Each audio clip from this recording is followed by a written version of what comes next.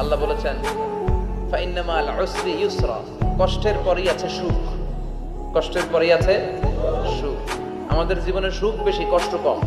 কয়দিন না খেয়েছিলাম, কয়দিন বিপদে পড়ছি, কয়দিন ডাকাইতে ধরছে, এক মাসের মধ্যে অসুস্থ থাকি কয়দিন আর সুস্থ থাকি কয়দিন, এটা হিসাব করে না। অসুস্থ যে ছিল খালি এটা খেয়াল রাখে, আছে না নাই?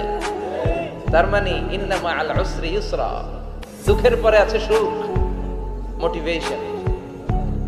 প্রাণটা আবার উদ্বেলিত হয়ে ওঠে। তাই তো আসলে তো দুঃখের পরে সুখ। এজন্য কষ্ট যখন পাবেন, অসুস্থ যখন হবেন, ওইখানেও আনন্দ করবেন, কারণ সামনে আরাম আসতেছে। সুবহানাল্লাহ পড়েন। মুমিনের হারাবার কিছু নাই, দুঃখ পাওয়ার কিছু নাই। মুমিন অসুস্থ হলে অসুস্থতার মাধ্যমে তার রোগের মাধ্যমে তার গুনাহ ঝরে যায়, সে আল্লাহর কাছে প্রিয় হয়ে ওঠে। তা আমাদেরকে কেউ হারাইতে পারে? কথা বলেন, আমাদের কেউ ভয় দেখাইতে পারে? মোটিভেশনাল সূরা, সূরাতুল ইনশিরাহ আর সূরাতুদ দুহা। এখানে অনেক হিউজ মোটিভেশন আছে।